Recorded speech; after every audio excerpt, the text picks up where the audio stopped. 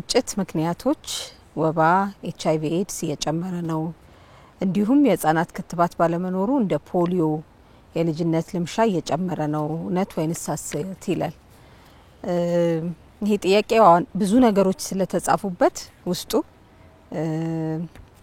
በቀጥታ እውነት ወይ በቀጥታ ሐሰት ማለት የምንችልባቸው አይደለም ግን ነጠልጠል አድርጌ ለማየት ሞክራለሁ ምክንያቱም በአጠቃላይ እንደምናውቀው በዓለም አቀፍም በየትኛውም ቦታ እንደሚታወቀው ግጭቶች ባሉባቸው ቦታዎች ላይ የጤና ሴክተር በተለይም ደግሞ የህብረተሰብ የጤና አገልግሎት ሌሎችም የሶሻል ሴክተሮቻችን ብዙ ጊዜ ጫና ይኖራቸዋል ከዛ አንፃር በተለይ እዚህ ላይ ተጠሩትን ስንመለከት ወባ ኤችአይቪ እየጨመረ ነው ይላል እነዚህ ናቸው መጀመሪያ የተጻፉት በተለይ ግጭት ባለባቸው ቦታዎች ላይ እነዚህን ለብቻ የተያያዙትን ብንመለከታቸው ጠያቂያችን ሰፋ ያሉ ነገሮች አንድ ላይ ስላያያዙና ግጭቶች ባሉባቸው ቦታዎች ለዚህ በሙሉ ጨምረዋል በሚለው ካስቀመጡት በጠቅላላ እንደ ሐሰት ይሆናል ግን ግጭት ባለበት ቦታ ላይ ግን እንደዚህ አይነት ነገሮች ይጨምራሉ ለብቻው ብንመለከታው ለምሳሌ የወባን ስንመለከተው በግጭት ብቻ ነው ይሄ ጨመረው ብለን ማለት አንችልም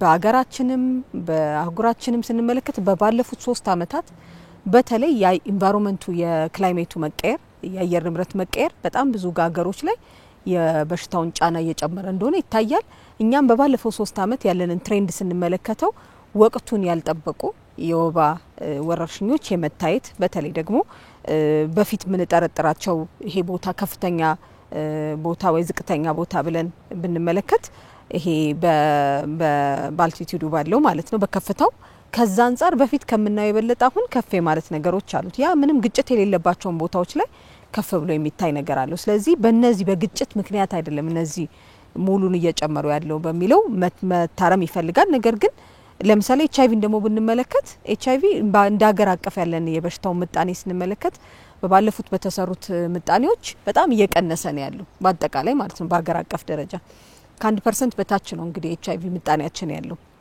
ያ እንግዲህ የብዙ ነገሮች ድምምር ስራ ነው ግጭቶች ባሉባቸው ቦታዎችን በተለይ ለረጅም ጊዜ የቆየ ፕሮግራም ስለሆነ የጤና አገልግሎቱ ህብረተሰቡ በጣም ጠጋብሎ በተለይ ደግሞ ለረጅም ጊዜ መድኃኒቶች መውሰድ በፊት እንግዲህ በጣም ለትንሽ ወራት ነበር መድኃኒቶች የሚሰጡት አሁን ግን በተለይ ለረጅም ጊዜ የሚወሰዱ መድኃኒቶች ባሉባቸው የበሽታ አይነቶች ውስጥ ለምሳሌ ኤችአይቪን ጨምሮ ማለት ነው ለረጅም ጊዜ ቤታቸው ወስደው ህክምና ማድረግ መድኃኒታቸው የሚወስዱበት ነገር ስላለ ለብቻው ለየት ብሎ በዚህ ምክንያት ይሄ ጨምሯል ብለን ምንለው አይደለም የጽናት ክትባትን እንዲሁም የጽናት ክትባት ባለመኖሩ እንደ ፖሊዮ ይላል ይሄ ሙሉ ለሙሉ ሐሰት ነው ማለት ክትባት ባለመኖሩ አይደለም በአገር አቀፍ በእኛ በኢትዮጵያ ብንመለከት የፖሊዮ አይነቶችን ስንጠራ በሳይንቲፊክ ተርሙ ዋይልድ ፖሊዮ ምንለው አለ ሌላኛው ደግሞ ቫክሲን ድሪቨን ምንለው ሌላ አለ ማለት ክትባቶች በደንብ ባለመሰጠታቸው ባለመኖሩ ሚለው አይነት ማለት ነው ስለዚህ ዋይልድ ፖሊዮ ኢራዲኬት አድርገናል የለንም ዋይልድ የሚባለው ማለት ነው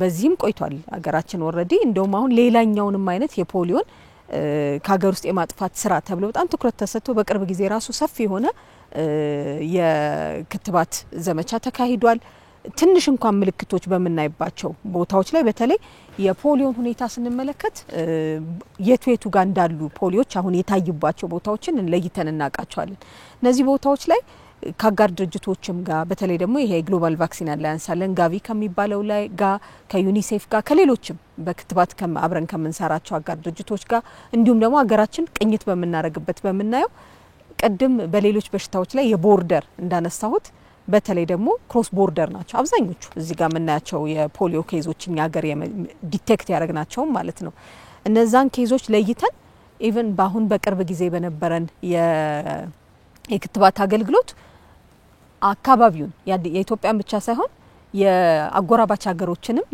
ያካተተ ያንድ ላይ ነበር የክትባት ዘመቻውን ያካሄድ ነው ምክንያቱም ገባ ብሎ በሌላኛው ማቅጣጫ ያንድ ሀገር ብቻ ጉዳይ አይደለም የፖሊዮ የሌሎች ተላላፊ በሽታዎችን እንዲሁም ደግሞ ወረርሽኞችን ስንመለከት ብዙ ጊዜ የክሮስ ቦርደር ወይም ደግሞ ያጎራባች ክልሎች ጋር ከአገራባች አገሮች ጋር የሚሰሩ ስራዎች ከጎረቤት ሀገሮች ጋር የሚሰሩ ስራዎች ስለነበሩት በቅርብ እንኳን በነበረን ከነሱ ጋር ሰርተናል ስለዚህ በግጭቶች ምክንያት ወይ ክትባት ባለመኖሩ ብቻ ሳይሆን በእንደዚህ አይነት ባንዱ ሄልዝ ያንዱ የጤና ሲስተም ከመጠናከርና ካለመጠናከር በተለይ ደግሞ በአንዱ አቅጣጫ ሙሉ አሁን ለምሳሌ በእኛ አቅጣጫ እንደዚህ የበሽታውን ቁጥጥር ጨርሰናል ብንል ራሱ በሌላ አቅጣጫ የበሽታው መከላከሉ ጠንካራ ካልሆነ አብሮ የመስራት ስራ ይፈልጋል ማለት ነው። ለዛም ነው የልጅነት ልምሻ ወይም ፖሊዮ ማለት እዛ ውስጥ አንድ ላይ መልስ ያለው ነው።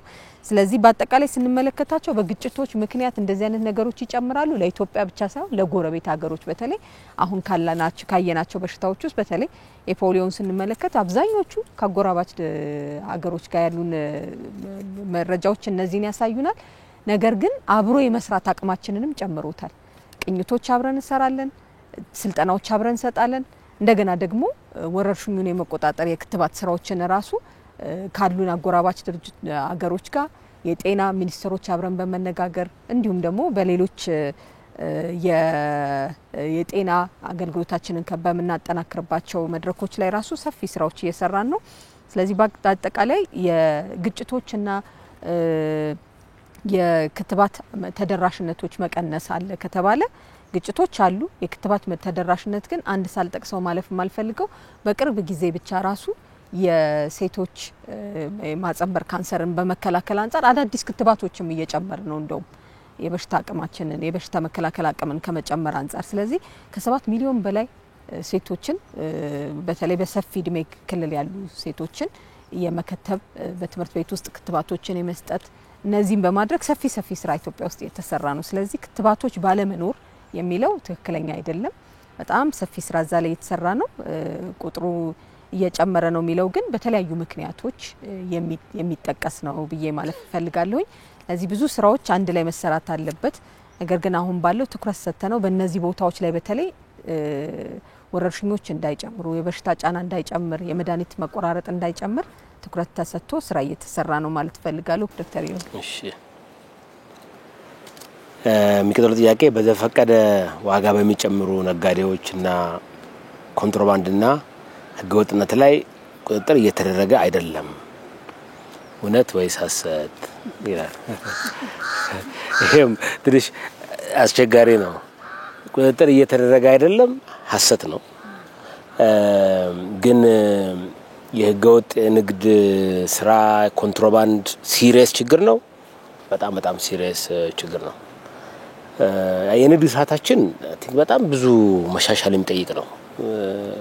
የተተበተበ የንግድ ስርዓት ነው ያለን። ያንን ለማስተካከል በርካታ ስራዎች በሪፎርም በአገር በቀል ማሻሻያ ሪፎርም የሰራናቸው በርካታ ስራዎች አሉ። አንዱ ለምሳሌ ንግድ ስርዓቱን ለውድድር ክፍት ማድረግ ነው። ጥቂት ሰዎች ኦሊጎፖሊ እንደምንለው ወጥረው የያዙት አሁን ስለ አንድ ምርት ካነሳ 4-5 ቤተሰብ ብቻው ነው የያዘው አይነት የንግድ ስርዓት ነበር የነበረው። ይሄን ከመሰረቱ የሚቀይር የንግድ ስርዓቱን ክፍት የሚያደርግ ስርዓት ዘርግተናል። በሀገር ውስጥ ባለው ንግድ ላይ በንግድ ሚኒስቴር በኩል ብዙ ጥረቶች ይደረጋሉ። ለምሳሌ አዌርነስን ጨምሮ አሁን በዚህ ዓመት 9 ሚሊዮን የሚሆን ማህበረሰብ ነው ያወያዩት። ነጋዴውም ህጉን ጠብቆ እንዲሰራ ህብረተሰቡም ደግሞ ግዴታውን እንዲያውቅ ያጠፋውን መቅጣት እንትኑን መሰረት ላይ ንግድ ሚኒስቴርና የንግድ ቢሮዎች ብዙ ስራ ይሰራሉ። ሰው ኤፈርት አለ። ኮንትሮባንድ ላይም ግምሩክ ያው በየጊዜው ይሄን ያስኩ የሚለው ያው ኤፈርት ስላለ ነው። ግን ጠያቂው አቲንክ አሳሰባቸው ነገርና እኔም ምጋራው በጣም የዘመነ ፍትሃዊ የሆነ የንግድ ስርዓት መዘርጋት አለባችሁ ያሉን ነው የመሰለኝ። እንደዛ ነው የሰርኩት። እሱን ከሆነ ያሉን ጠያቂው አው ነቶትን ነው ማለት ነው ፈልገው ጀመረናል። ያው ከነፈቃድ ጀምረው ወደ ዘመናዊነት እየሄድን ነው። የመንግስት አገልግሎት በተቻለ መጠን የተቀላጠፈ እንዲሆን ባንድ መስኮት እንዲሆን ሰፋፊ ስራ እየተሰራ ነው። እንዳልኩት ጥቂቶች የያዙትን ንግድ ስርዓት ለውድድር ክፍት ያደረገ ነው። በነገራችን ላይ በመንግስት ቁጥጥር ብቻ አሁን ሲሚንቶ ታሳውሳላችሁ አይደል? ሲሚንቶ አሁን መመሪያ ሲወጣ ሲሰረዝ አንድ ኢንዱስትሪ ሚኒስቴር አንድ ንግድ ሚኒስቴር ምንም ለውጥ ላይ ያበጣል ቻለ በዋጋው ላይ እንዲያውም ባሰበት። ልክ ለገበያ ስትተው ስርዓቱን ያዘ እና አንዳንድ ነገር በገበያ የምትፈታው አለ አቅርቦቱን በማቅረብ እና እጥረት ባለበት ሁኔታ ሁሉ ይሄ ሁሉ ችግር አለ። የህዝባችን የተሻለ የተሳለጠ የንግድ ስርዓት እየጠየቀ እንዳለ በመገንዘብ በርካታ ማሻሻያ ስራ እየሰራን ነው። ይሄንን አጠናክረን እንቀጥላለን ማለት ነው የምፈልገው ለጠያቂው። ያሉ ችግሮች ላይ ግን መንግስት ምንም ሳያደርግ ቁጭ ብሎ ለሚለው ግን ስህተት ነው። በጣም በርካታ ስራ እየተሰራ ነው። አይ ቲንክ በተለይ የሆልሴሉን የጅምላ ንግዱን የምርት ስርዓቱን ለወደ በደምስን ከፍት ደግሞ ገበያው መራሱን እያስተካከለ ይሄዳል። ዋናው ግን አንዱ የሰራነው ትልቅ ነገር ይመስለኝ ነው ሸማቹንና አምራቹን ማገናኘት ነው። ከ1400 በላይ ሆኖም የገበያ የቅዳሜና እሁድ ገበያዎች ሁሉም ክልል ተከፍተው አቅለን በጣም የሚገርም ነው ያመጣው ለውጥ። አንደኛ ለአርሶ አደሩ ኮንፊደንስ ይሰጠዋል፣ ምርቴን የሚሸጥበት ቦታ አለኝ ብሎ ያስባል። ሸማቹ ደግሞ ቀጥታ ፍሬሽ ልክ ፈረንጅ ጋር ፍሬሽ ፕሮዲዩስ እንደሚባለው አይነት ያንን እንዲያገኝ እድል ይሰጠዋል። ይሄን አስፍተን እንቀጥላለን። ሌላው ደግሞ ማህበራት ላይ አሁን ጥሩ ስራ ጀምረናል። ስለዚህ ማህበራትን ማጠናከር እንዲያመርቱም እንዲያቀርቡም ማድረግ አለብን። ይሄን በፋይናንስ መደገፍ የወጣ ፖሊሲ አለ። ይሄን አጠናክረን እንቀጥላለን። እዚህ ላይ ላብቃና ዶክተር ፍጹም እርሶ ልጋብዝ። እሺ እኔም ቀጣይ ጥያቄን እዚሁ ላይ እንደው ከቅዳሜና እሁድ ገበያ በተጨማሪ በጣም ትልልቅ የገበያ ማዕከላት እየተሰሩ ነው። አዲስ አበባ ካሉት በተጨማሪ በየክልሉ በየትልልቅ ከተሞች በተለይ ትልቅ መፍትሄ ያመጡ ነው። በዋናው ገበያና በእነዚህ ማዕከላት የቅዳሜና እሁድ ገበያን ጨምሮ እስከ 20% የዋጋ ልዩነት ያለው ነው እንግዲህ ሸቀጦች የሚቀርቡት የሚለውን ለመጨመር ነው ዶክተር ኢዮብ ያለው ላይ። ለኔ ሌላኛ የደረሰኝ ጥያቄ የኢንዱስትሪ ፓርክ ግንባታ ከክልል ወይም ዞን ከዞን ፍትሃዊነትና እኩልነት እንዲኖር የተዘጋጀ መስፈርት ያለው አይመስልም፣ እውነት ወይም ሐሰት ይላል። ጥያቄው ማዳረስን ከሆነ የሚጠይቀው እውነት ነው፣ መስፈርት የለም ለማዳረስ ማለት ነው ኢንዱስትሪ ፓርክን። ግን ኢንዱስትሪ ፓርክ አንድ ቦታ ሲገነባ ምን መስፈርቶች ይታያሉ እና ለዛ መስፈርት የለም የሚል ከሆነ ሐሰት ነው ጥያቄው ማለት ነው። ወይም የተባለው ነገር ሐሰት ነው ብዬ ነው የምነሳው። ኢንዱስትሪ ፓርክ ሲገነባ እንደ ሬሽን ያው መቼም ሁሉ ጋር ኢንዱስትሪ ፓርክ መድረስ ስላለበት ተብሎ በጣም ትልቅ ቢሊዮኖችን የሚያወጣ ኢንቨስትመንት አይደረግም። ከዚህ ቀደም የተሰሩ ስህተቶች ነበሩ፣ ዋጋ እያስከፈለ ያለ ማለት ነው። ትክክል ነው። ሁሉም አካባቢ መልማት አለበት። ሲለማ ግን ሁሉም አካባቢ ባለው የመልማት እምቅ አቅም ላይ የተመሰረቱ ኢንቨስትመንቶችን በመሳብ ኢንቨስትመንቶችን በማድረግ እንጂ በቀደም እንዳልኩት እንደ ሬሽን ሁሉ ጋር ኢንዱስትሪ ፓርክ በማምጣት ብቻ ሊለማ አይችልም። በመሆኑም መንግስት ኢንዱስትሪ ፓርኮችን ሲያስፋፋ ለምሳሌ ለመንገድ ምናክል ቅርብ ነው አንድ ኢንዱስትሪ ፓርክ ሊሰራ ያለበት አካባቢ፣ ለወደብ ምናክል ቅርብ ነው፣ ለደረቅም ይሁን ለዛኛው ወደብ ግብአት አለ ወይ? በቂ ግብአት ለምሳሌ አግሮ ፕሮሰሲንግ ከሆነ በቂ ግብአት የሌለ አካባቢ አግሮ ፕሮሰሲንግ ኢንዱስትሪ ፓርክ ቢገነባ ምንም ትርጉም አይኖረውም ማለት ነው። የሰው ኃይልም በጣም ወሳኝ ነው በአንድ አካባቢ አንድ ኢንዱስትሪ ፓርክን ለመገንባት። መንግስት እንግዲህ ኢንዱስትሪ ፓርክን በተለያየ አግባብ ሊመጣ እንደሚችል እዚህ ጋር መጥቀስ እፈልጋለሁ። አንደኛው እስካሁን የተለመደውና ስናረግ የቆየ ነው፣ ግን ተጨማሪ አማራጮችን እያየን ያለነው መንግስት የሚገነባቸው ኢንዱስትሪ ፓርኮች ናቸው። ሁለተኛው አሁን በቅርብ የተጀመረው የግል ዘርፉ በራሱ ሙሉ ኢንዱስትሪ ፓርክ ገንብቶ የሚሄድበት ነው። ሌላኛው መንግስትና በግል አጋርነት ደግሞ የሚገነቡ ኢንዱስትሪ ፓርኮች አሉ። አንድ ግለሰብ የሆነ ቦታ ኢንዱስትሪ ፓርክ ለመገንባት እንደው የመንግስቱን እንኳን ብንተው አዋጪ ካልሆነ ሊገነባ አይችልም ማለት ነው። ቅድም ካልኳቸው መስፈርቶች አኳያ ያያዋል። እያንዳንዱ ወረዳ ደግሞ ኢንቨስትመንትን የሚይዝበትን አግባብ ያያል ማለት ነው አንድ ኢንቨስተር ከመወሰኑ በፊት። ስለዚህ ኢንዱስትሪ ፓርክ ለመገንባት አስቻይ ሁኔታ ከሪሶርስ ከግብአት አኳያ እንኳን አንድ አካባቢ ቢኖር የኢንቨስትመንት አስተዳደር የዛ አካባቢ ኢንቨስትመንት አስተዳደር ሁኔታ በጣም ይወስነዋል። ስለዚህ ሁሉም አካባቢ ወደ ራሱ ማየት ይጠበቅበታል ከዛ አኳያ ማለት ነው። ይሁንና መንግስት ወደ ለምሳሌ ከአግሮ ፕሮሰሲንግ ኢንዱስትሪ ፓርኮች አኳያ ወደ 17 የኢኮኖሚ ዞኖችን ለይቷል። ከዛ ውስጥ 4ቱ የኢንዱስትሪ ፓርኮች አግሮ ፕሮሰሲንግ ኢንዱስትሪ ፓርኮች ጥናት አዋጭነት ጥናት ተጠንቶ አዋጭ መሆናቸው ተረጋግጦ ወደ ስራ ገብተዋል ተገንብተው ማለት ነው። በርካታ ፋብሪካዎች ኤክስፖርት የሚያደርጉ ለሀገር የሚያመርቱ በርካታ ፋብሪካዎች በእነዚህ ኢንዱስትሪ ፓርኮች ውስጥ ይገኛሉ ማለት ነው። ስለዚህ እንደው በቀጣይም በደንብ ህዝቡ በየአካባቢው ያለ ከመንግስት ጋር ይሄ በዚህ የጋራ አንደርስታንዲንግ ላይ እንዲመጣ የሚያስፈልገው ኢንዱስትሪ ፓርክ ሁሉ ጋር ዝም ብሎ ሊገነባ የሚችል ነገር ሳይሆን የየአካባቢው ልማት የመልማትን መቃቀብን መሰረት ባደረገ መልኩ ነው መነሻ ሊሆን የሚገባው የሚለው ነው ማነሳው። ለፕሮፌሰር ብርሃኑ ሰጣለሁ። እሺ ሳይማሩ በፎርጅድ ወረቀት የያዙ በጣም ብዙ ናቸው ይጣራል ይባላል። ግን ምንም የለም። ህዝብን የሚያማሩም እነሱ ናቸው። ለምን እርምጃ አይወሰድም? እውነት ወይስ ሐሰት? አገን እንደኛ አይነት ጥያቄዎች ግማሽ እውነት በመጥፎ ቃል ደግሞ ግማሽ ውሸት አይነት ናቸው። ኢን ዘ ሴንስ ዛት ይሄ ፎርጅድ የሆነ በውሸት ላይ የተመሰረቱ ዶክመንቶች እንትን ሲግኒፊካንት የሆነ ችግር አምጥተው እንደነበር ይታወቃል።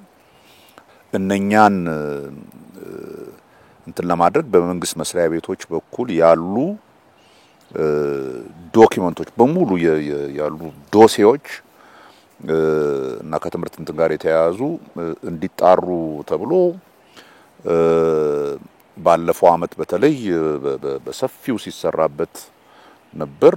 እኔ እንኳን ማውቆ ወደ 40 ሺህ አካባቢ እንትኖች ፋይሎች ታይተዋል። ፎርጅድ የሆኑ ዶክመንቶች ተገኝተዋል። ሳያሟሉ የትምህርት ስርዓቱን የሚጠይቀውን ነገር ሳያሟሉ ሰርቲፊኬት ያገኙ ሰዎች እንዳሉ ታይተዋል። በትምህርት ሚኒስቴር በኩል የሚሰራው እነኝን ፎርጅድ የሆኑ ነገሮች ለሚመለከተው መስሪያ ቤት ይሄ ችግር አለባቸው እነኝ ብለን ፋይሉን እንልካለን። ዘን ከዛ በኋላ መስሪያ ቤቶቹ እርምጃ ይወስዳሉ። አይ ቲንክ በተወሰነ ደረጃ ብዙ እርምጃ ተወሰዱ እንትኖች አሉ። ይሄ ግን ያን ጊዜ ስራ አይደለም፣ ባንዴ የሚቆም አይደለም። ገና ብዙ መስሪያ ቤቶች ከክልሎችም እነኚህ ዶክመንቶች እየመጡ ዶክመንቶቹን የማጣራት ስራ እየተሰራ ነው። ሶ በአንድ በኩል ከዚህ በፊት የነበረውን የተከማቸ ችግር ለመፍታት እየተሰራ ነው። በተከማቹት ችግሮች ላይ አይደንቲፋይድ የሆኑ ትክክለኛ ያልሆኑ አሰራሮች ላይ እርምጃ በየመስሪያ ቤቱ በተወሰነ ደረጃ እየተወሰዱ ነው። በቂ ነው ወይ? ገና ብዙ ስራ ይጠይቃል። በአንድ በኩል ያለ፣ በሌላ በኩል ደግሞ ወደፊት እንዲህ አይነት ነገር እንዳይኖር በዘላቂነት ምን ይሰራል የሚለው ነው እና አሁን በያዝነው አካሄድ ምናልባት ከዚህ አመት ጀምሮ የሚሰጥ ዲግሪ ለምሳሌ በየዩኒቨርሲቲዎች በራሳቸው እንዳይሰጥ ልናቆም። ከዚህ በፊት የነበረው ይሄ ሴኩሪቲ ፕሪንቲንግ ችግርም ስለነበረ ነው። አሁን ሴኩሪቲ ፕሪንቲንግ በአገራችን ስለተጀመረ ይሄ በቀላሉ ኮፒ ሊደረግ የማይችሉ ዲግሪዎችና ዲፕሎማዎችን በተለይ ደግሞ ከመውጫ ፈተና ጋር ተያይዞ ያለፉትን ስለሆነ ዲግሪ መስጠት ያለበት ትምህርት ሚኒስቴር የሁሉንም ፍላጎት ይዞ የኮሌጆቹ ሎጎ ምናምን ያለበት ግን ፎርጅድ ሊሆኑ የማይችሉ ዶክመንቶችን ለማሰራት ስራ ጀምረናል። ሶ ይሄ ስራ ቀላል ስራ አይደለም። ከነበረን በትምህርት ሴክተሩ ከነበረው ብልሽት አንዱ ይሄ ነበር። ዋናው ነገር እንዲህ አይነት ችግሮች ሲኖሩ ማየት ያለብን በመንግስት ደረጃ ችግሩ መኖሩን ይታወቃል አይታወቅም? ይታወቃል። ችግሩን ለመቅረፍ እርምጃዎች እየተወሰዱ ነው ወይ? እርምጃዎች እየተወሰዱ ነው። እነኛ በቂ ናቸው ወይ? ሙሉ ለሙሉ እስኪጠፋ ድረስ ገና በቂ አይደሉም። ሶ ያ እየተደረገ ይሄዳል። አይ ቲንክ በዚህ ዙሪያ በስራችን ብለን እየሰራ ነው። እንድ በመንግስትም ደረጃ ታስታውሻለሽ በካቢኔ ደረጃም ነው በደም ተነጋግረንበት ይሄን ነገር ማጽዳት አለብን ተብሎ የተጀመረው ስራው እየተሰራ ነው። እሺ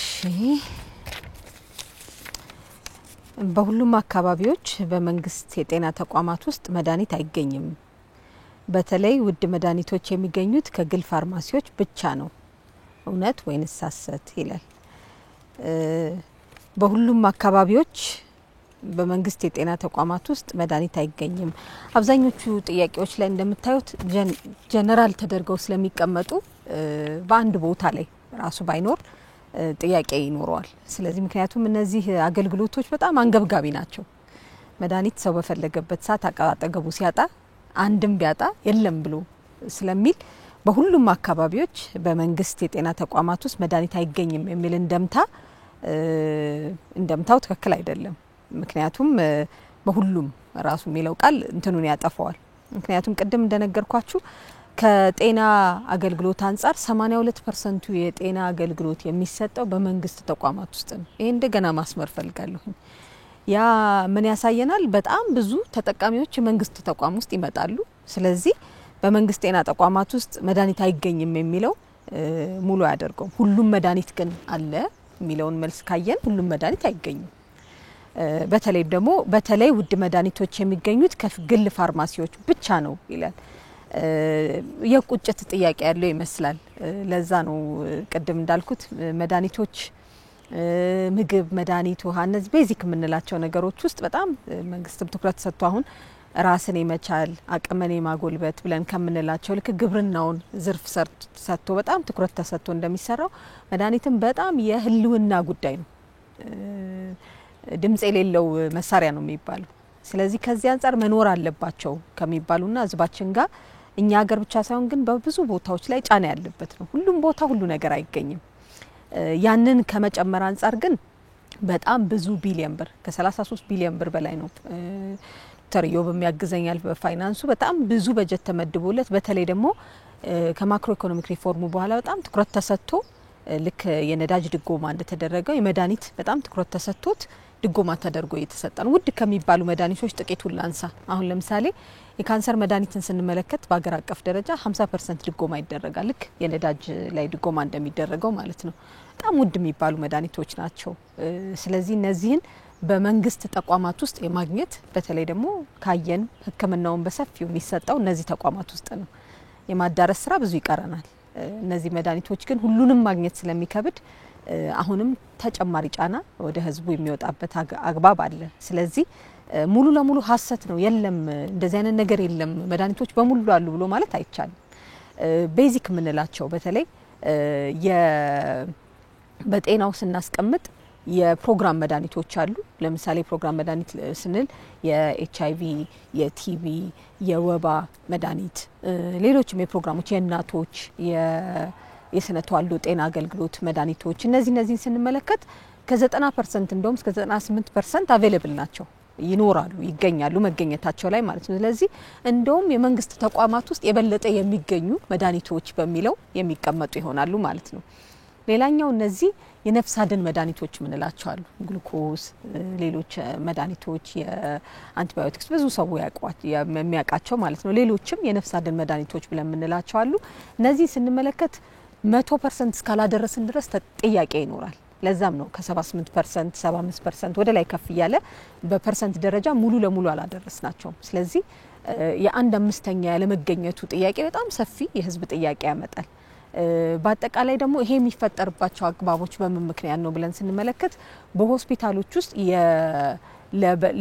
ሆስፒታሎች ወይም ክልሎች ወይም እያንዳንዱ ይሄ ከፌዴራል አንስቶ በክልል እስከ ወረዳ ድረስ የሚሰሩ ስራዎች አሉት። የትንበያ ስራው ራሱ አቅም አብዛኞቹ ትንበያ ትሰራላችሁ ወይ ምን ያህል የትንበያ አቅም አላችሁ ብለን ስንል 100% የትንበያ አቅማቸው ራሱ ከፍ ያለ አይደለም። ትኩረት ተሰጥቶ የአቅርቦት ሰንሰለት የማሻሻል ስራ በጣም ትኩረት ተሰጥቶ እየተሰራ ነው፣ ግን ገና ብዙ የሚቀረው ነው። በፐርሰንት ስናስቀምጥ የዓለም ጤና ድርጅት 15% የጤናው በጀት ላይ ስንመለከት ራሱ ለሕክምና መድኃኒት በጀት መያዝ አለበት አንድ ተቋሙ ራሱ ማለት ነው። ያን ስንመለከት በሀገራችን አብዛኞቹ ተቋሞች ያንን በጀት የመያዝ አግባባቸው ዝቅተኛ ነው። አንዱ ከትንበያ አቅም ነው፣ ሌላኛውም ደግሞ ጠቅላላ ለጤናው ከሚመደበው በጀት አንፃርም ለነዚህ የመድኃኒት አቅርቦቶች የሚመደበውን በጀት ማሳደግ፣ በሀገር ውስጥ ምርት የመቀየር የመቆራረጥ ችግር እንዳይፈጠር ትኩረት ተሰጥቶ የመስራት ስራ ይፈልጋል። በዚህ ምክንያት የግል ተቋም ውስጥ ነው እነዚህ የሚገኙት የሚለው በፈለጉ ሰዓት ሲወጣ ከፍ ባለ ዋጋ ነው የሚመጣው።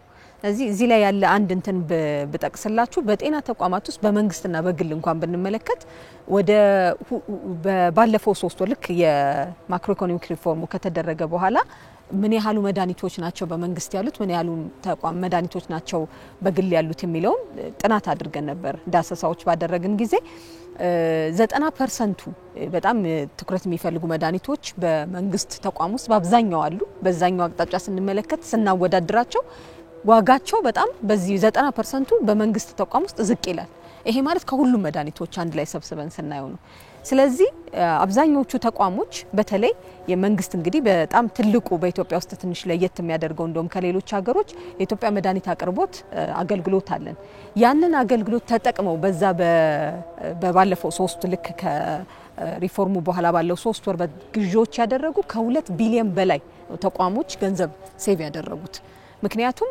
በመንግስት ተቋም ውስጥ ኢንቨስት እንዲደረግና መድኃኒት እንዲገዛ በጣም ትኩረት ተደርጎ ስለሚሰራ ነው በግል ቢሆን ከግል ወጥተው ካለባቸው ቢገዙት በኢትዮጵያ መድኃኒት አቅርቦት ኤጀንሲ አገልግሎታችን ማለት የመንግስት ተቋም ነው ስለዚህ የአገልግሎት ሰንሰለቱን በ19 ሀብ ውስጥ በማድረግ እስከ ወረዳ ድረስ ተደራሽ በማድረግ ብዙ ስራዎች የተሰራ ነው ግን ፐርሰንቱ በቂ ምንለው ደረጃ አይደለም ያንን ለማድረግ ጠቅላላ ኢኮኖሚ እድገት ይፈልጋል ለጤናው አገልግሎት የሚመደበውን በጀት ይነካል ከዛ በተጨማሪም ደግሞ የተቋማትና በክልልም በተቋም ደረጃ ራሱ የትንበያ አቅም መጨመር ይፈልጋል ስለዚህ እነዚህን ይሄንን ጥያቄ በአጠቃላይ ለመመለስ እነዚህን ሁሉ አብሮ ማየት ይፈልጋል ማለት ነው መንግስት ግን በጣም ትኩረት ሰጥቶ በመንግስት ተቋም ውስጥ የመድኃኒት አቅርቦት በተለይ ደግሞ የነፍስ አድን መድኃኒቶችን የመገኘት አቅም በየ3 አመቱ ከህብረተሰቡ ጋር ቁጭ ብሎ ሪቪው ያደረገ የሚሰራው ስራ ነው ማለት ነው ዶክተር ዮብ መልሻለሁ እሺ ተወኔጋ ያለው ጥያቄ በገጠር ለገበሬው ያፈር ማዳበሪያ ዋጋ ጨምሯል ይህም የምግብ እህል ዋጋ እንዲጨምር ያደርጋል እውነት ወይስ ውሸት አርትሜቲክሊ ከደመርከው ማዳበሪያ ያው አንድ ግብአት ነው ያ ከጨመረ ይሄ አውትፑት ዋጋ ይጨምራል የሚለው አንድ ሲደመር አንድ ሁለት በሚለው ትክክል ነው ግን ኮንቴክስቱ መስጠት ያስፈልጋል የማዳበሪያ ዋጋ ቅድም እንዳነሳውት እንደነዳጁ መንግስት ቀጥታ ገዝቶ ከሚያቀርባቸው የግብአት አይነቶች አንዱ ስለሆነ ከምንዛሬ ለውጥ ማሻሻያው በኋላ ከፍተኛ ዋጋ ጭማሪ ሊያመጣ ይችላል በሚል ስጋት መንግስት መደጎም አለብኝ ብሎ ከወሰነባቸው ቁልፍ ግብአቶች አንዱ ማዳበሪያ ነው 84 ቢሊዮን ብር ነው በዚህ አመት ነው ይሄ ማለት 3700 ብር አካባቢ በኩንታል ማለት ነው ሶ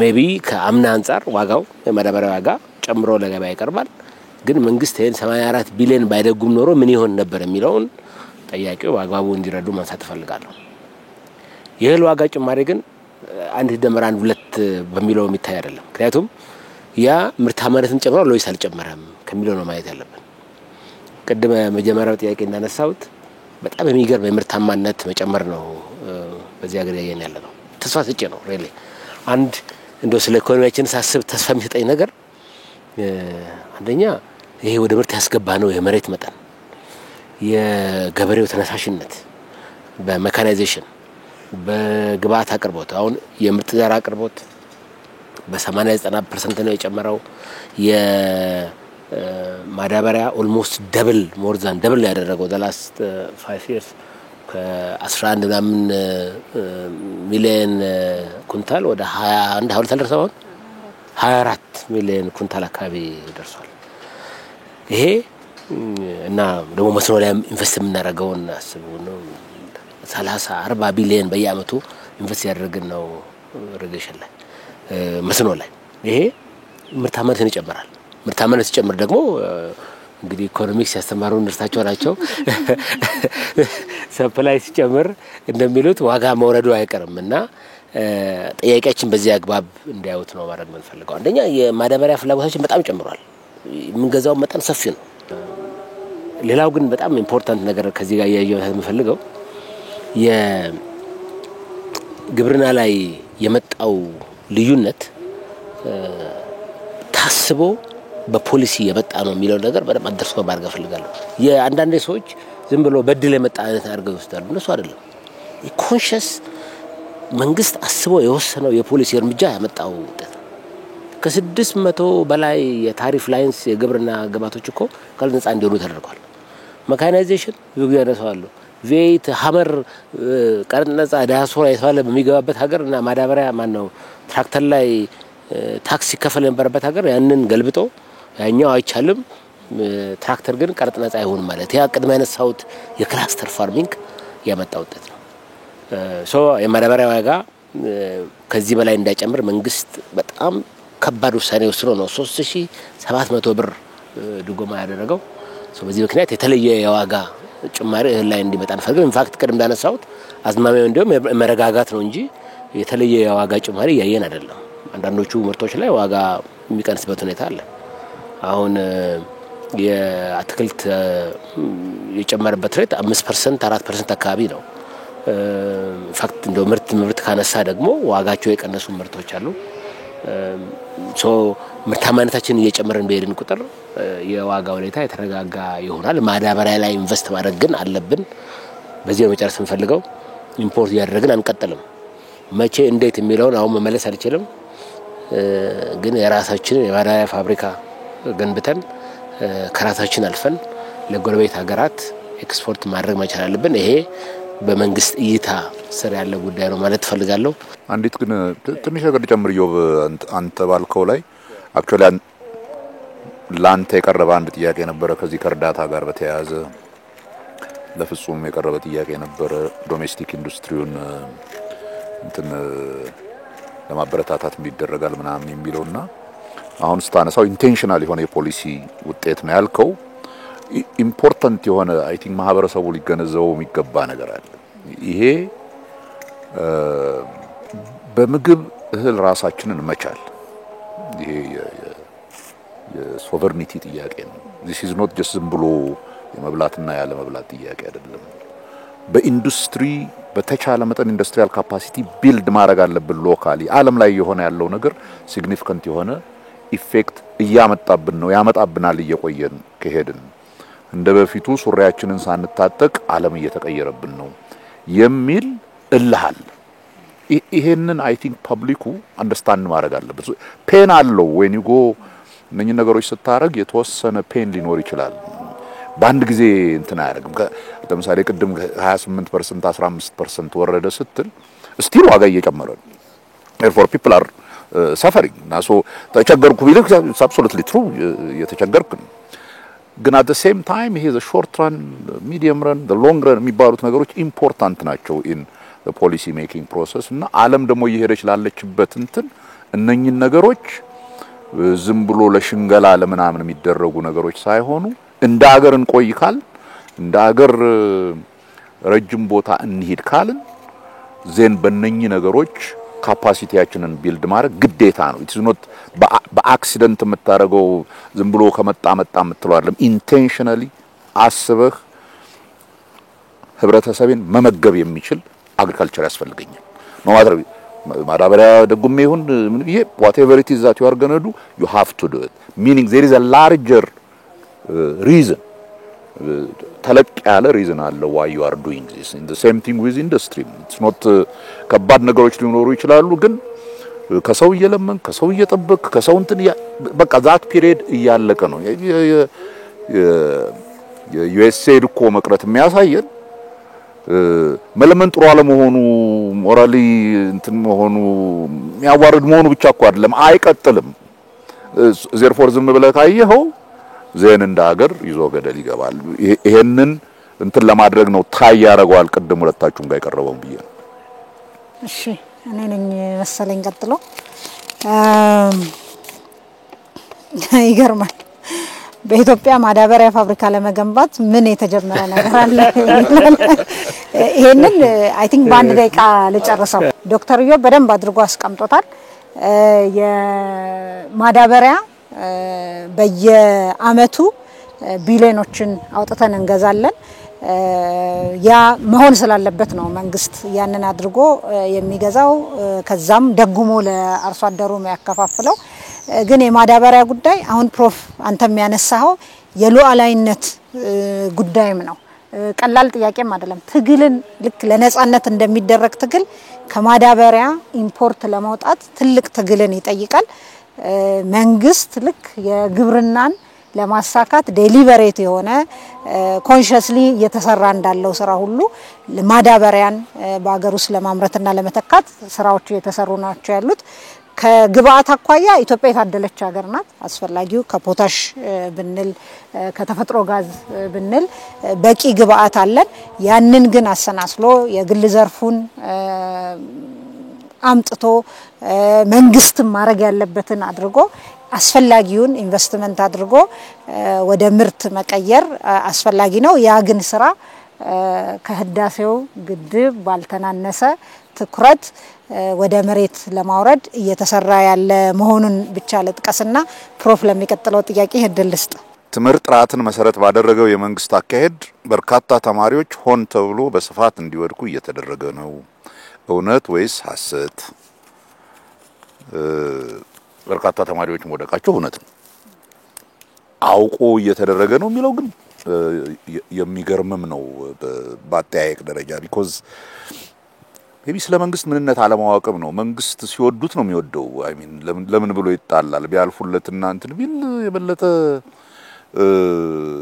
መንግስትን ይወዳል። ዜርፎር ለፖለቲካው ይጠቅመዋል።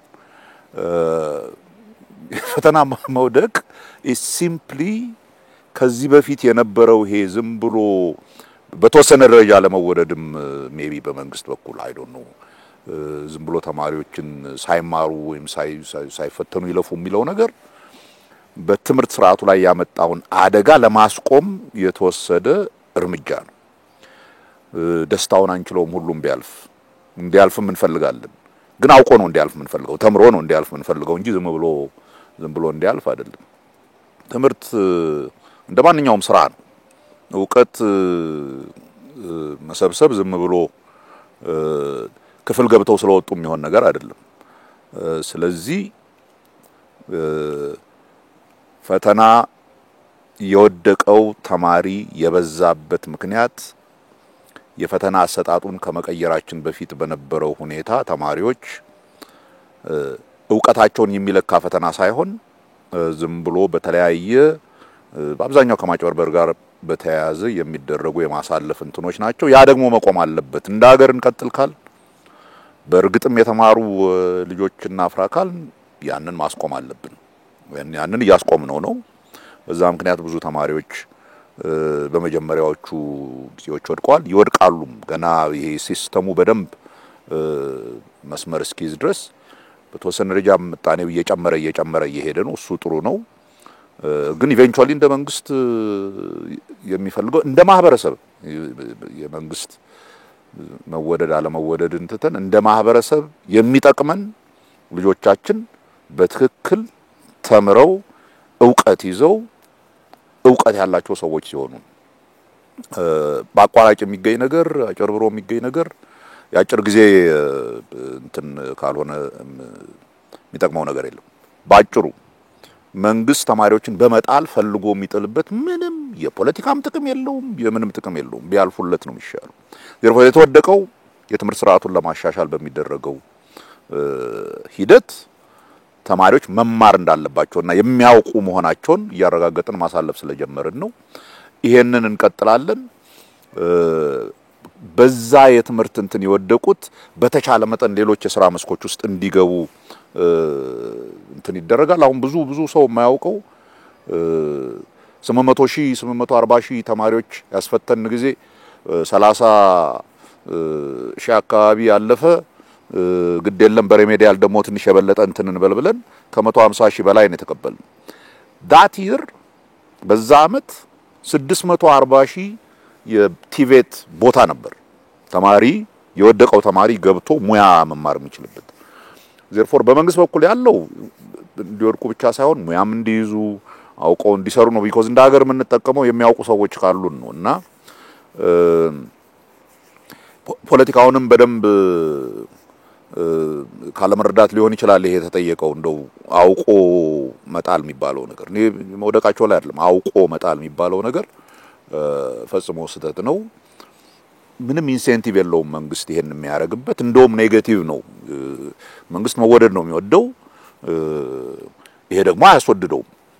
ግን ለማህበረሰብ ያለበትን ኃላፊነት መወጣት የሚችለው አንዳንድ ጊዜ የህብረተሰብ ኦር ያንዳንድ ተወሰነ የህብረተሰብ ክፍል ባይወድም ለአገር ግን የሚያስፈልገው ነገር ምንድነው ተብሎ ሲሰራ ነው እሱ ነው እየተደረገ ያለው። እንግዲህ የመጨረሻዋ ጥያቄያችን ናት የምትሆነው። ሁላችንም በዙር የመጨረሻ ጥያቄያችን ይደርሰናል።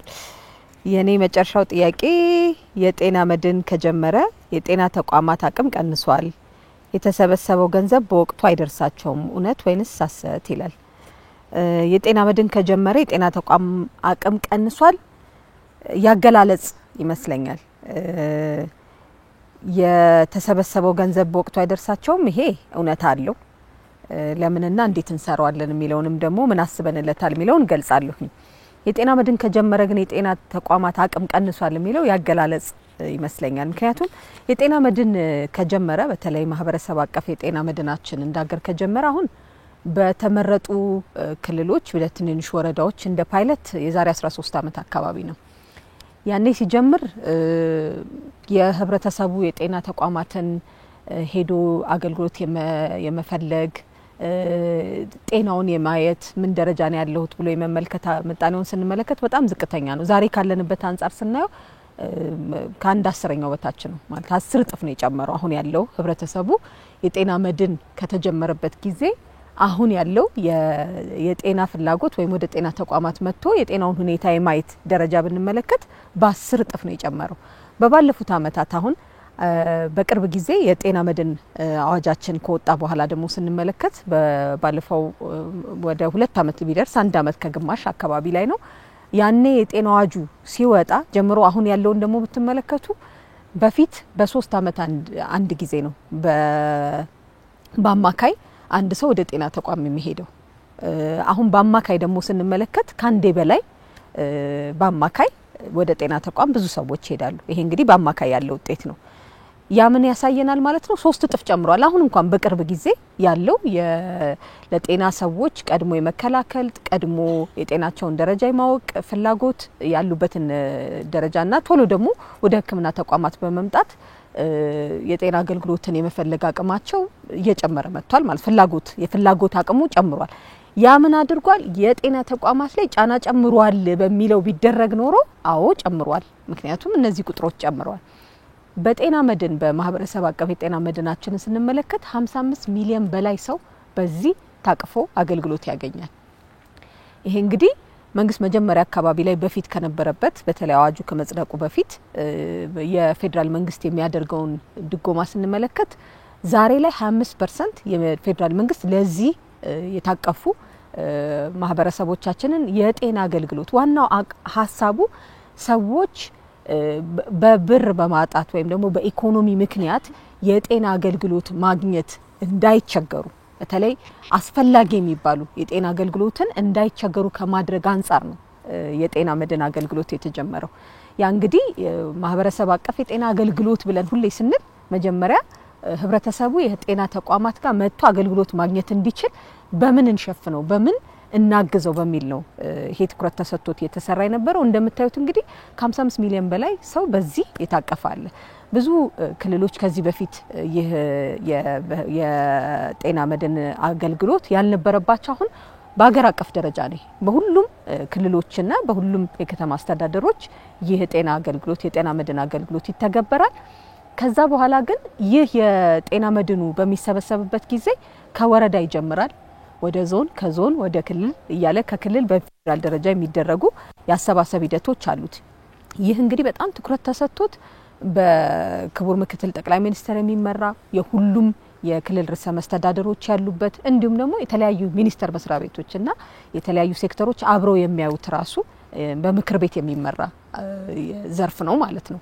ያንን ከማድረግ አንፃር ሁሉም ክልሎች አሁን በጣም ትኩረት ሰጥተውት በአመትም በእያንዳንዱ አሁን ባለንበት ወር ራሱ ለሚቀጥለው አንድ ወርም የሚቀጥል ነው። እስከዛሬ የምናደርገው ይሄንን ጥሩ ወር ይዘን ብቻ ነበር የሚሰራው። የበለጠ ትኩረት ተሰጥቶት በጣም ብዙዎች ወደዚህ የጤና መድን እንዲመጡ ዝም ብለን ስንመለከተው ጫናን ይጨምራል። ስለዚህ ተቋማትን ደግሞ በዚህ እንዴት አድርገን እንደግፋቸው በሚልም ደግሞ ቀደም ከመላቸው ከመድኃኒት አቅርቦት ከባለሙያዎች ስብጥር ከጤና ተቋማት ብዛት ከዛ ደግሞ እነዚህ የምናሰባስባቸውን የሂሳቦች መጠንን ደግሞ በደረጃ በመለየት አሁን ምንለው ታየር ሲስተም ምንለው ማለት ነው ሁሉንም እኩል ነበር በፊት በአንድ አይነት ሂሳብ ነበር የሚሰበሰበው አሁን ግን የተጠቃሚዎችን ቁጥር መጨመር ብቻ ሳይሆን የምንሰጠውን አገልግሎት ከማዘመን አንፃር ደግሞ በየት ታየር ላይ በየትኛው አይነት አገልግሎት ዘርፍ መሆን ይችላሉ ከሚል ከዲጂታላይዜሽን ጋር ማያያዝ ስራ እየተሰራ ነው ከፋይዳ ጋር ማያያዝ ስራ እየተሰራ ነው ያንን በመናቅበት ጊዜ ለየትኛው ህብረተሰባችን የትኛውን አገልግሎት የትኛውን ክፍያ ይክፈል የሚሉ ስራዎች እየተሰራ ነው በአሁኑ አመት በዚህኛው ወደዚህ የጤና መድን የሚገቡ ሰዎችን ቁጥር መጨመር ብቻ ሳይሆን በታየር በደረጃ የምናስገባበትን አግባብ ብዙዎቹ ክልሎች ብዙዎቹ ከተማዎች እየተገበሩት ነው ያለው ሰብስቦ በተለይ መሰብሰብ አቅሙ ነው ሂሳቡ ቶሎ አይደርስም የሚለውን ጥያቄ እውነት ነው ያ የመጣበት ምክንያት የሚሰበሰብበት አግባብ ነው በተለያዩ ቀደም እንዳልኳችሁ በወረዳዎች በዞኖች በተለያዩ ክልሎች የሚሰሩት ስራዎች ተሰብስበው የሚጠየቀውን ጥያቄ የምላሽ መስጠት የጤና ፋይናንሱን ዲጂታላይዝ ከማድረግ አንፃር የሚደረገው ስራ አሁን የጀመርናቸው ስራዎች አሉ ብዙ ባንኮች በባለፈው ሳምንታትም ከባንኮች ጋር በመሆን የክፍያ ስርዓቱን የዲጂታላይዝ ማድረግ የማዘመን ስራ እነዚህ የክሌም አሁን ምንላቸው የክፍያ ጥያቄዎችን የመመለስ ስራ ያግዙናል ግን በጣም ጠንካራ ስራ ይፈልጋል ስለዚህ እውነት ሐሰት የሚለውን በዚሁ እንዳለ መልሽው ለዶክተር ኢዮብ የመጨረሻውን ጥያቄ እንዲመልስ እድል ሰጣለሁ እሺ የመጨረሻው ጥያቄ ማደያዎች ነዳጅ አይሸጡም ነዳጅ በጥቁር ገበያ እየተሸጠ ነው መንግስት ተገቢውን ቁጥጥር አያደርግም እውነት ወይስ ሐሰት ይሄም እንደ ብዙ እንዳነሳችሁ ጥያቄዎች እውነትም ሐሰትም የሆነ ነገር ነው በትክክል ነዳጅ በጥቁር ገበያ እየተሸጠ ነው ማደያዎች አካባቢ እጥረት የመፍጠር ችግር አለ መንግስት ምን አይነት ቁጥጥር አድርጓል የሚለው መጣበታል ቁጥጥር እያደረገ ነው ግን በቂ ነው ወይ የሚለውንም አነሳለሁ ነዳጅ እንግዲህ ቀደም እንዳነሳሁት 7 ቢሊዮን ብር ደጉመን በየፓምፑ በየሊትር 24 ብር የደጎምን ለህዝብ የምናቀርበው ነው በዚህ አመት ብቻ ባለፉት 7 ወራት ብቻ ኤግዛክትሊ ባለፉት 7 ወራት ብቻ እንደ ኦቨርታይም ኔድ ብዙ ነው ሶ አርቲፊሻሊ የተፈጠረ ያለ ጥረት ግን አለ ይሄንን ማስተካከል አለ ማለት አድሚት ማድረግ ነው ጥያቄው ያነሱት ጥያቄ ባይን ላይ ትክክል ነው በአቅርቦት ረገድ ጥረት አለ እንዳንል ለምሳሌ ቤንዚን እና ናፍጣ ቤንዚን 92% ናፍጣ almost 100% የቅዳችን ያክል አስገብተናል ክሎስ ቱ 4 ቢሊዮን አካባቢ ነው እዚህ ላይ የምናወጣው አሁን ኤክስፖርታችን ጨመረ እንጂ አጠቃላይ ኤክስፖርቱ ዋጋ ወደዚህ ይሄደ ነው ማለት ነው እንደዚህ በችግር የሚመጣ ሀብት በተበላሸ አሰራር ሲዝረከረክ ሲባክን ስታይ ይሄ በጣም ፔንፉል ነው ለማስተካከል ያለበት ነው ኦፍ ኮርስ ፍላጎት ጨምሯል ፓምፕ ስንጠቀም የቦታው የመኪና ቁጥር ሲጨምር እነዚህ ነገሮች ፍላጎት ይጨምራሉ ፍላጎቱን ቢጨምር ግን መንግስት አስፈላጊውን አቅርቦት አድርጓል ያለውን ያቅርቦት ችግር በተለይ ደግሞ የተረጎመም ስለሆነ አንዱ ትልቁ ችግር ከጎረቤት ሀገሮች ጋር ያለው የዋጋ ሁኔታ ነው የደጎመን ስለምናቀርብ ለኮንትራባንድ ይጋለጣል ሶ ይሄን በአንድ በኩል ስርዓት ማስያዝ ኦፕሬተሮቹ በጣም ብዙ እርምጃ ተወስዷል ከ254 በላይ የነዳጅ ማደያዎች ላይ ቅጣት እርምጃ ተወስዷል 1.3 ሚሊዮን ሊትር ያክል በኮንትራባንድ ሲንቀሳቀስ የነበረ ንግድ ሚኒስቴር በወሰደው እርምጃ ተይዞ ለመንግስት ገቢ ሆኗል ገንዘቡን ፈስ ተደርጓል ሶ ሲሪየስ የሆነ እርምጃ እየተወሰደ ነው እና ትንሽ የጉዳዩን ሲሪየስነስ መንግስት እንደወሰደው የሚያሳይ ማለት ነው ያው ይሄ የድጎማ ነገሩ መስመር እያዘ ሲመጣ በተለይ ድጎማ ታርጌት ሲሆን ነው የሚያዋጣው አሁን እኮ ያው ኤምባሲውንም ሀብታሙንም 5 መኪና ያለውንም ባለባጃጁንም ነው የድጎምን ያለ ነው ይሄን ያደረግነው ቀደም እንዳልነው የኑሮ ውድነት እንዳይመጣ የዋጋ ግሽበት እንዳይፈጠር በመስጋት ነው ግን ከዚህ የወጣን ስንመጣ አሰራሩንም በተለይ በዲጂታል እየታገዘ እየመጣ ነው ስማርት የነዳጅ ማደያዎች እንዲቋቋሙ በቴሌብርና በሌሎች የዲጂታል መንገዶች ሽያጭ እንዲከናወን ሰፊ ስራ የተሰራ ነው። ይሄ ችግሩን እየቀረፈ ይመጣል። ጥያቄው ያነሱትን ችግር ግን እኛም በደንብ ፊል አድርገናል። ተዝረከረከ አሰራር አለ።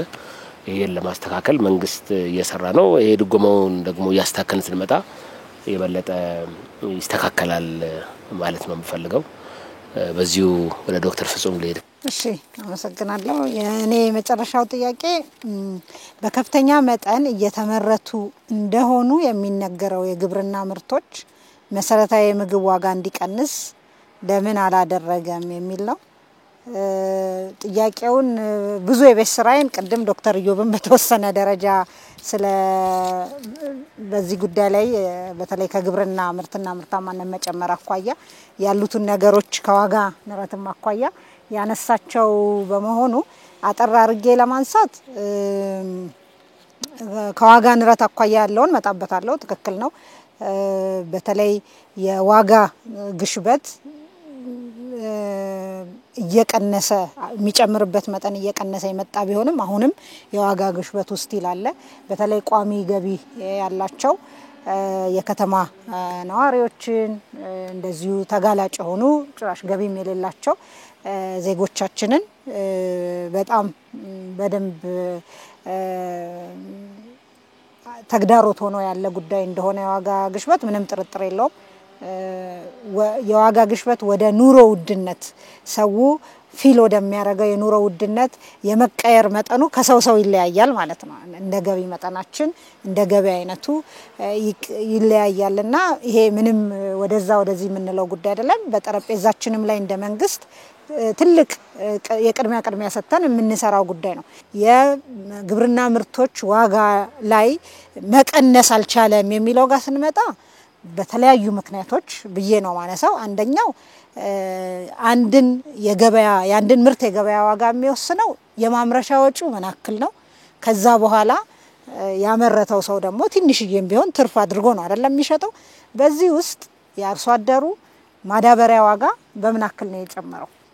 ማዳበሪያ ቅድም እንደተባለው በጣም በትልቅ ጨምሯል። ዶክተር ኢዮብ ስላነሳው ነው ያልደገምኩት እንጂ ይሁንና የማዳበሪያ ዋጋ በተለያዩ ዓለም አቀፍ ተግዳሮቶች ምክንያት ከሪፎርሙ ጋርም ተያይዞ ብንደጉምም ተጨማሪ እየከፈለ ነው አርሶ አደሩ ማለት ነው።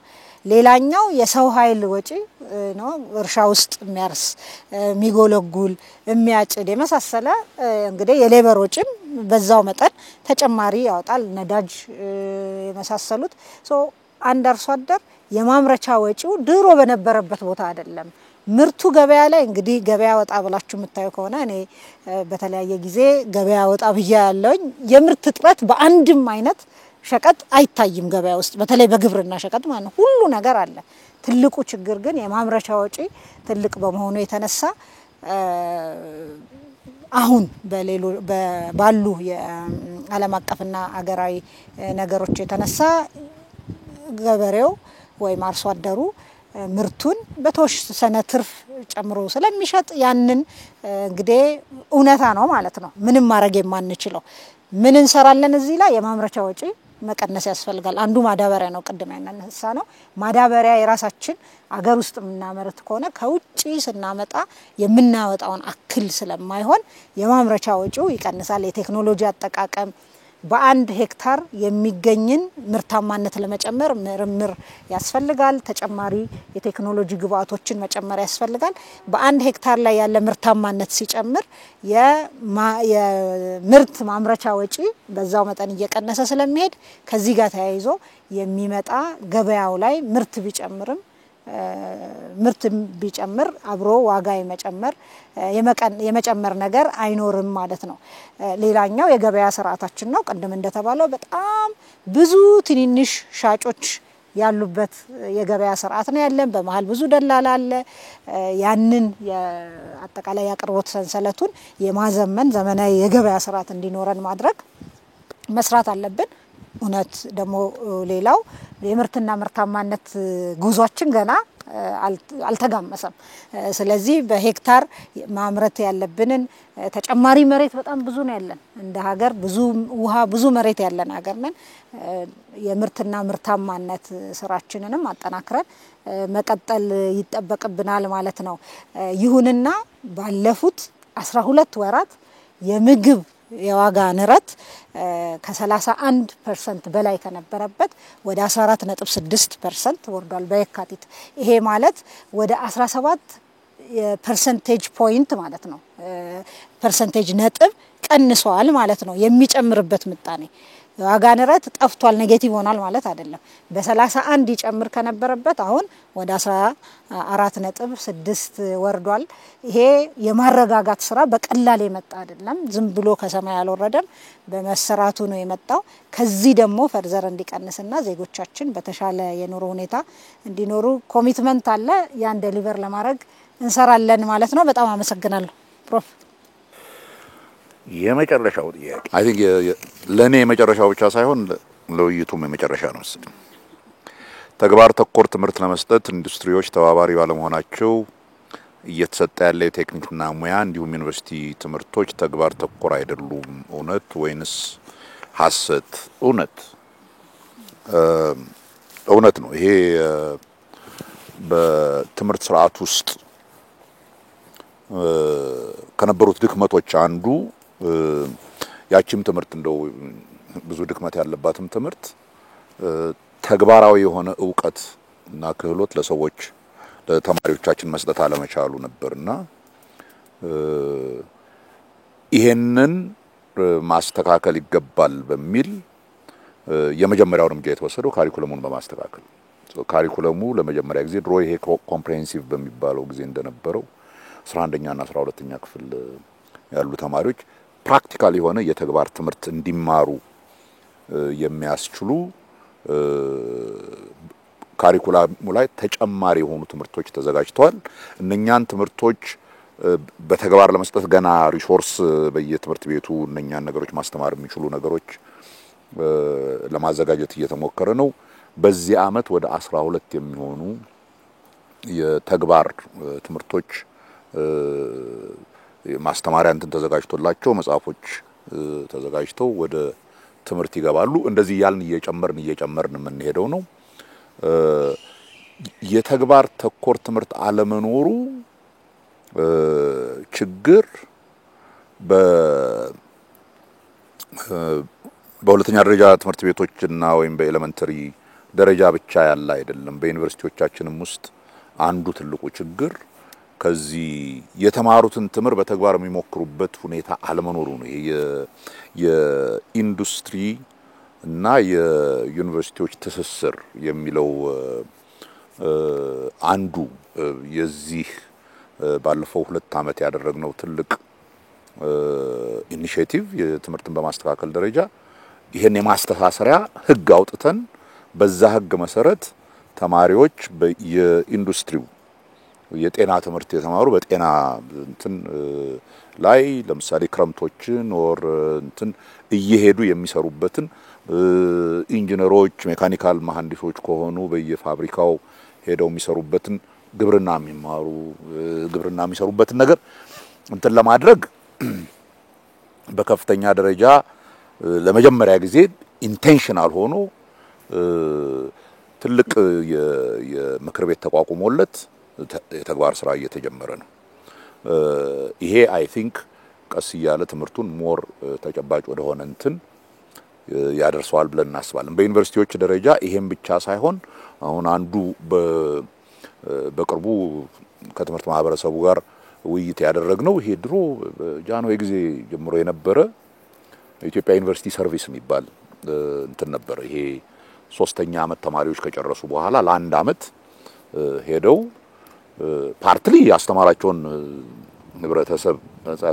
ህብረተሰብ የሚያገለግሉበት but even more importantly ከልጆቹ ዕውቀት ከሚመረቁበት ትምህርት ጋር በተያያዘ ሄደው መስራታቸው ችሎታቸውን ከፍ ያደርገዋል በሚል ይሄን ኢኒሺዬቲቭ አሁን እየተወያየንበት ነው።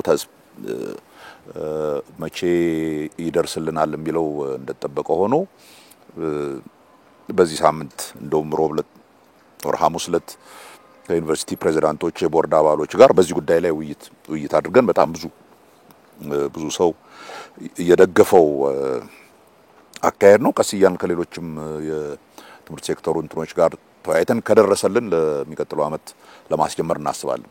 ጠያቂው የጠየቁት ይሄ ፕራክቲካሊ የሆነው ትምህርት በቂ ትኩረት አልተሰጠውም። ትምህርታችን በጣም አካዳሚያዊና ከንድፈ ሐሳብ ጋር ብቻ የተያያዘ ነው የሚለው ትክክል ነበር። ባለማወቅ አይደለም። it is just simply እሱን በተግባር ለማዋል I think ታስታውሱ እንደሆነ እንኳን ብዙ አልነበርኩም በዛ ጊዜ ይሄ ቴክኒካል እና ቮኬሽናል ኤጁኬሽን በሚል በስፋት ይጀመር ተብሎ ሲጀመር አንዱ ኤም ሞር ፕራክቲካል ወደ ሆነ እንትን እንውሰደው ትምህርት is not always አካዳሚክ ብቻ አይደለም። in fact በሚገርም ደረጃ ገበያው ራሱ እያሳየ ያለው አሁን ብዙ ጊዜ እንትን አናረገውም እንጂ ዩኒቨርሲቲ ገብቶ አካዳሚክ በሆነ ፊልድ ከተመረቀ ተማሪ ይልቅ ጥሩ ቲቬት ላይ አናጢ ሆኖ የወጣ የተሻለ ደሞዝ ያገኛል። ግን የኛ ሜንታሊቲ በአብዛኛው ትምህርት ማለት የኮሌጅ እና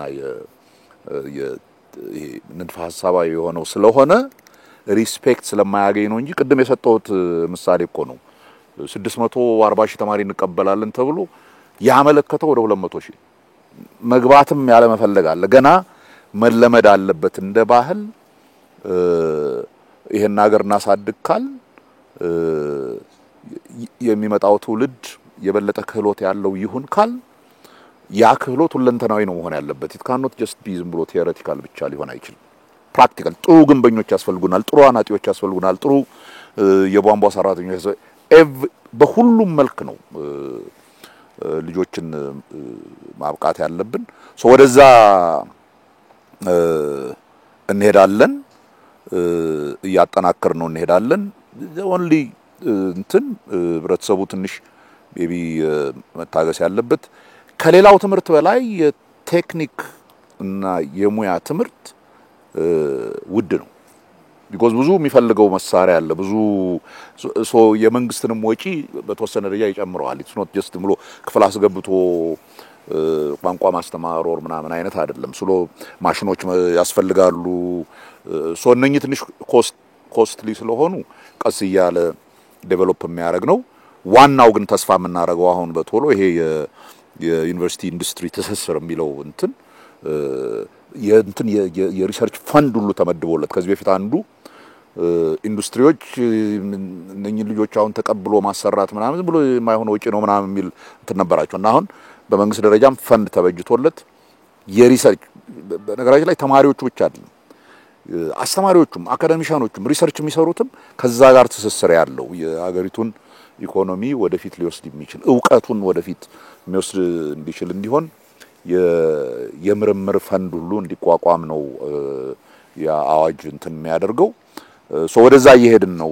ጥያቄው ትክክል ነው። በመንግስት ደረጃ ከፍተኛ ግንዛቤ ያለው በትምህርት ሚኒስቴር ደረጃ ይሄን በሚመለከት ለመጀመሪያ ጊዜ ይሄን አዋጅ አውጥተናል። የኢንዱስትሪና የትምህርት ተቋማት ትስስር እንደዚህ ያጠናከር ነው ከሄድን አንድ ቦታ እንደርሳለን ብዬ ነው። በጣም የሚገርም ውይይት ነው የነበረው። ሪሊ ኢንትረስቲንግ ኮንቨርሴሽን። እኔ ራሴ ከተነሳው ነገር ነው ኢቭን ፐርሰናሊ ብዙ መማር የቻልኩበት ነው። አይ ሆፕ በተለይ ይሄን ጥያቄ ያነሱ ዜጎቻችን እንደሞ ሰፊው ህብረተሰብ ከዚህ ውይይት ብዙ ጠቃሚ ነገር አግኝተዋል ብዬ ተስፋ አደርጋለሁ። ዜጎቻችን ያነሷቸው በርካታ ጥያቄዎች ነበሩ። ብጅታ የፈጠሩ እንዲብራሩ የፈለጓቸው ጥያቄዎች ነበሩ። እዚህ ባደረግነው ውይይት ብዙዎቹን እንዳባረን ተስፋ አደርጋለሁ። ከጥያቄዎቹ ጀርባ ግን ያለው ነገር ነው እኔ በጣም ልቤን የነካኝ። አጠቃላይ ኢትዮጵያ ውስጥ የፈጠነ ብልጽግና እንዲመጣ የተሟላ ማህበራዊ ልማት እንዲመጣ የመፈለግ ጉጉት እንዳለ ነው ያየሁት። እንደሰማችሁት የኢትዮጵያ መንግስት በጣም በሰፊ ቁርጠኝነት የኢትዮጵያን ብልጽግና ለማሳካት እየሰራ ነው። ጤናማ የሆኑ የሞራል ልዕልና ያላቸው ዜጎችን ለማፍራት ከዚህ በፊት የተበላሹ ነገሮችን ለማስተካከል በትምህርት መስኩ ከታች ከህፃናት ጀምሮ በአዲስ መልኩ ዜጎቻችንን በማነጽ በየደረጃው ያለውን ደግሞ የትምህርት ጥራት በማስተካከል በጤናው ላይ ዜጎቻችንን ከበሽታ መከላከልና ሲታመሙም አክሞ ማዳን የሚያስችል አቅም በመገንባት ረገድ በዋና ዋና የኢኮኖሚ ዘርፎች ታምቆ ያለውን እምቅ የኢኮኖሚ አቅም ለማውጣት በግብርናው በአምራች ዘርፉ ሰፋፊ ስራዎች እየተሰሩ እንዳለ ነው ከዚህ ውይይት ያየነው። እኔ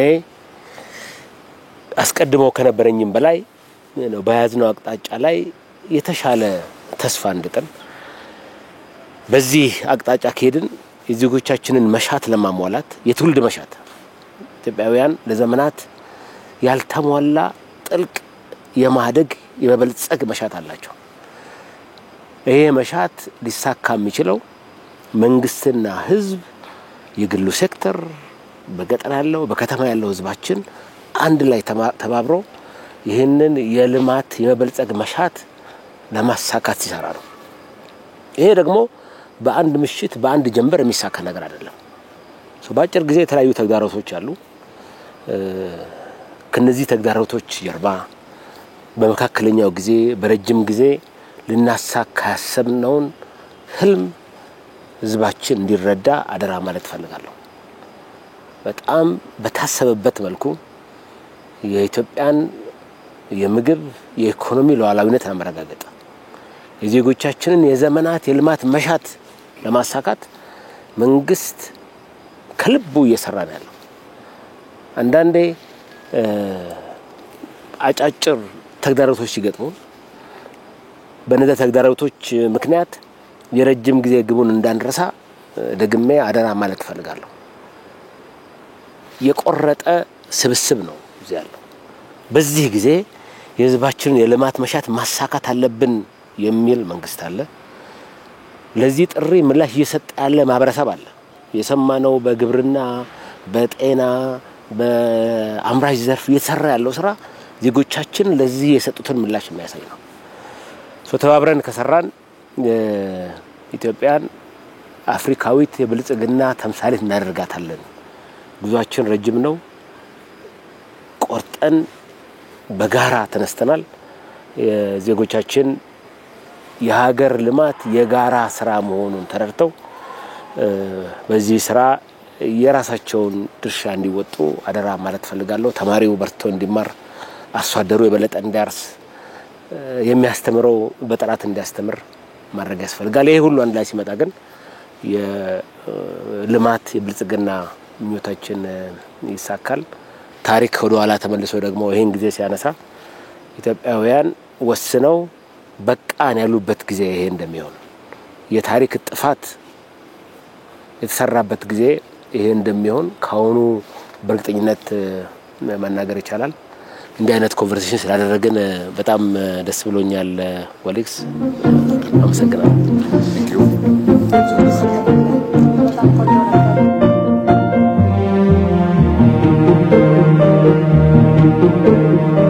Thank you.